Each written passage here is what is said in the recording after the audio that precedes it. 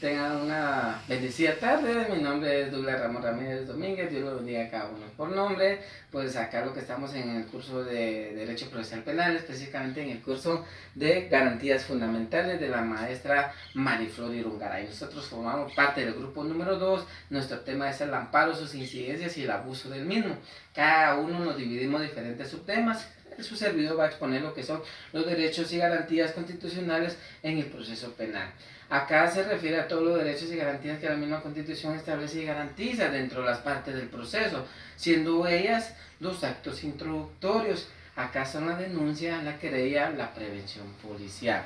Entonces, a través de todo ello, nosotros podemos determinar de que acá vamos a establecer de lo que también son las etapas preparatorias, lo que son las audiencias unilaterales, lo que son la primera declaración, los medios las medidas de coerción, las audiencias intermedias, la acusación, la orden de aprehensión, los medios de impugnación hasta la ejecución. Se deben de respetar todos estos derechos y garantías durante todas estas partes o fases del proceso.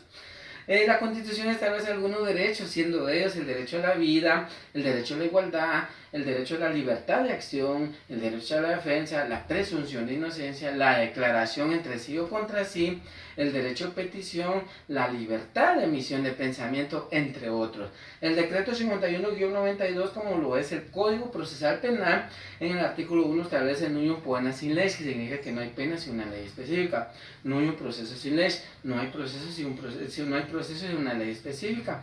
El debido proceso, lo que son la concentración, el artículo 19, concentración en continuidad, el artículo 354, la inmediación, la presencia del juez, el artículo 356, que es la publicidad de todos los actos que se puedan dar durante el proceso. Ahí es donde establecemos nosotros que a través de las normas legales o el derecho es el que va a venir regular la conducta de cada una de las personas de los cuales vengan infrinjan al margen de la ley para que esto pueda venirse sancionado o regulado conforme a las normas jurídicas específicas. Es un gran gusto. Mi nombre es Douglas Ramón Ramírez Domínguez, formamos parte del grupo número 2. Muchísimas gracias, Dios lo bendiga.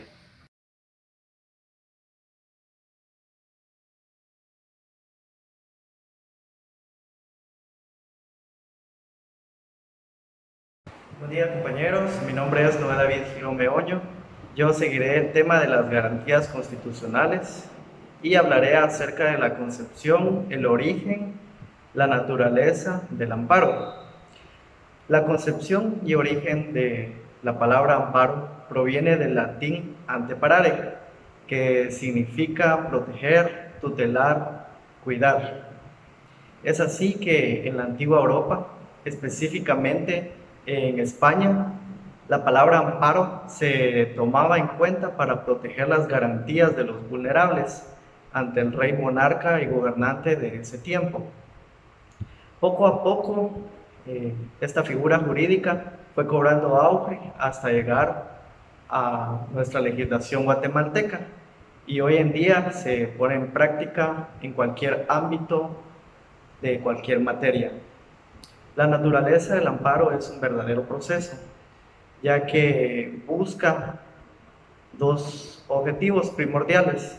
Primeramente, busca proteger los derechos y si estos derechos han sido vulnerados, busca que se puedan restituir. Parte importante del tema del amparo es saber quiénes participan en este proceso. Y hay sujetos procesales, como son el sujeto activo, el sujeto pasivo y el Ministerio Público. El sujeto activo es el solicitante, el sujeto pasivo es la autoridad impugnada y el Ministerio Público que sirve como ayuda a la hora de la investigación de la verdad. El amparo es una garantía que está extendida a cada uno de nosotros y nos ayuda a poder luchar por los derechos que sentimos que se nos han vulnerado.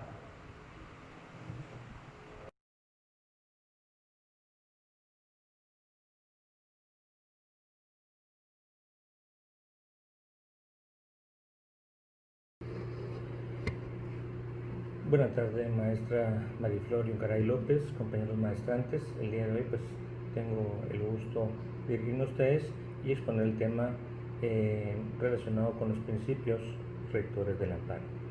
Son varios los tratadistas que han abordado este tema, pero como grupo consideramos pertinente citar a un autor guatemalteco. Me refiero al doctor Vladimir Aguilar Guerra y su obra El Amparo, Garantía contra la Arbitrariedad. Básicamente, como punto de partida podemos mencionar que el amparo es aquella acción constitucional encaminada a restablecer todos y cada uno de aquellos intereses o derechos que han sido objeto de violación por parte de un acto de la administración pública. En ese entendido podemos mencionar que son varios los principios que van a regir la sustanciación de un amparo.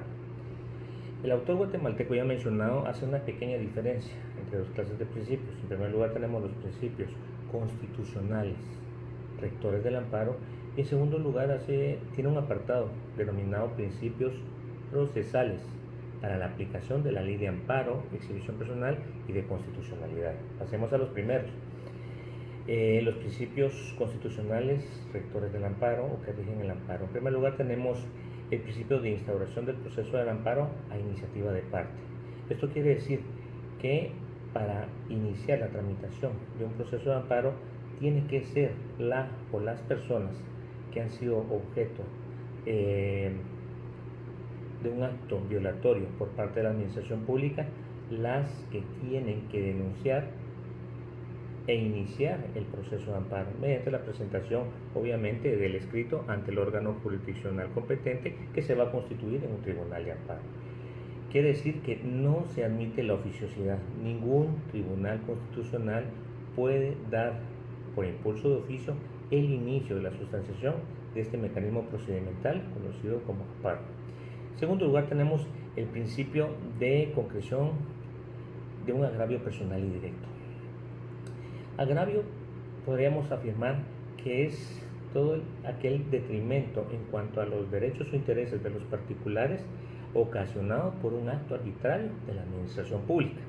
En ese entendido se requiere que este agravio como requisito fundamental para darle trámite a un amparo sea personal, que existan físicamente personas que han sido vulneradas en cuanto a sus derechos o intereses y que sea directo, que efectivamente se haya ocasionado un detrimento en cuanto a la esfera jurídica de los intereses o derechos de las personas denominadas agraviados. Tenemos un tercer principio, sería el principio de oficiosidad en el impulso del proceso de amparo. De todos es sabido que no es posible la oficiosidad en cuanto a la iniciación del amparo. Tiene que ser instada por parte de la persona o las personas que se consideran agraviadas. Pero todo acto posterior al inicio del trámite rogado de la acción constitucional de amparo es el Tribunal Constitucional el encargado de darle ese impulso procesal de oficio. Desde las notificaciones, las audiencias, el diligenciamiento de prueba, la emisión de la sentencia y la ejecutoriedad de la misma son impulsadas por el propio Tribunal Constitucional. Tenemos un cuarto principio que sería el principio de definitividad. Esto quiere decir que la acción constitucional de amparo únicamente procede en aquellos actos definitivos, es decir, que tienen que agotarse todos y cada uno de los recursos idóneos que van a impugnar el acto arbitrario emanado por la autoridad relacionada, la autoridad denunciada. Sin este requisito no procede el amparo. Tenemos el principio de relatividad de las sentencias del amparo. Esto quiere decir que una sentencia firme, una sentencia ejecutoriada de amparo, únicamente va a vincular a las personas agraviadas que interpusieron el amparo y a la autoridad que vulneró los intereses o derechos de los agraviados. Independientemente que sean más las personas que fueron agraviadas, únicamente de ser declarada con lugar esta acción constitucional va a favorecer a los interponentes de dicho mecanismo procedimental, únicamente los interponentes. Tenemos también el principio de proacción. Este principio radica en que siempre va a prevalecer aquella interpretación que favorezca el diligenciamiento, la continuidad del trámite hasta la emisión de la sentencia del amparo. El autor guatemalteco ya mencionado también hace una pequeña referencia en cuanto a los principios procesales mediante los cuales se va a aplicar la ley de amparo, la ley de amparo, exhibición personal y constitucionalidad. Esto lo tenemos regulados en el artículo 5 de la ley ya mencionada y establece que todos los días y horas son hábiles. Toda notificación deberá verificarse a más tardar al día siguiente de la fecha de la resolución. Las actuaciones son en papel simple y los tribunales tienen la obligación de tramitar toda acción constitucional con prioridad a los demás asuntos sometidos a su competencia. Esperando que hayan dado las expectativas mi disertación, gustazo de saludarla, maestra Garay López.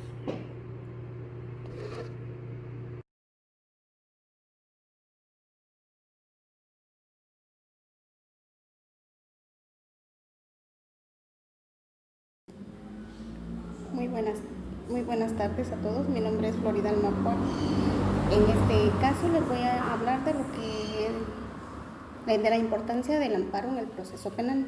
La importancia que el amparo tiene en el proceso penal es la regulada en el artículo 265 de la Constitución Política de la República de Guatemala. En ella nuestra ley nos indica, nuestra Constitución nos indica que el amparo está con el fin de proteger a las personas contra las amenazas de violaciones a su derecho o para restaurar el imperio de las mismas. Nuestra Constitución Política nos indica que el amparo es una garantía inherente a toda persona. No hay ámbito que no sea susceptible de amparo y por ende el ámbito penal no es la excepción. En la ley de amparo, exhibición personal y de constitucionalidad también nos hace referencia a que toda persona tiene derecho a pedir amparo. También se hace mención dentro del trabajo investigativo de la Gaceta, una jurisprudencia, la Gaceta número 44, el expediente 1351-96 de sentencia de fecha 6 de mayo de 1997, en donde también se reitera que el amparo es, según esta Gaceta, tiene un carácter preventivo en el caso que se evita que se violen los derechos de las personas y un carácter restaurador cuando esos derechos ya han sido violentados y entonces se establece para que eso siga ocurriendo, pues entonces la persona tiene derecho a acudir al amparo para que se restauren esos derechos ya violados. Así también se puede acudir al amparo en el ámbito penal contra actos que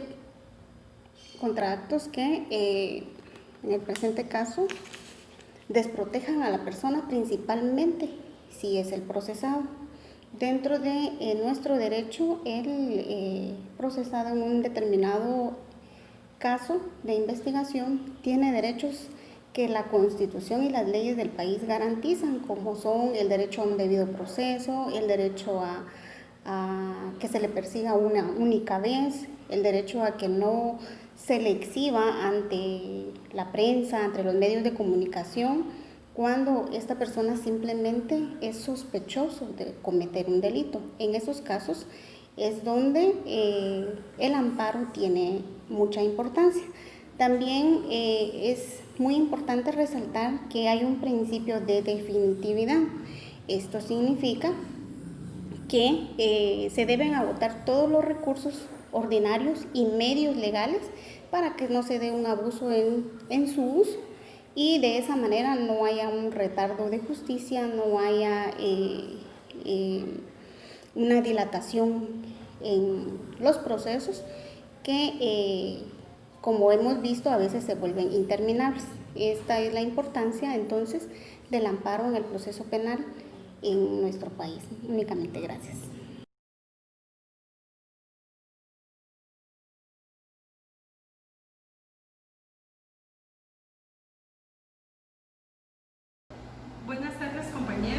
respetable maestra. El tema del cual hablaré sobre el amparo, el uso y el abuso del mismo. Cuando hablamos del amparo, nos referimos a un procedimiento constitucional y a una garantía contra la arbitrariedad. El amparo es una herramienta de defensa usada por los gobernados para oponerse ante la autoridad que entorpece la justicia y rebalsa el marco de lo jurídico. En algunos casos, al amparo se le ha dado un uso malicioso, aún conociendo que no hay materia que no sea susceptible de amparo. El amparo se usa para proteger a las personas contra las amenazas de violación a sus derechos o para restaurar el imperio de los mismos cuando las amenazas a sus derechos hubieran ocurrido. El amparo procede cuando los actos, resoluciones, impugnaciones o leyes de autoridad llevan implícita una amenaza, una violación o una restricción a los derechos que la Constitución y las leyes constitucionales garantizan, cuando estos abusos provienen de entidades de derecho público o de derecho privado. Gracias.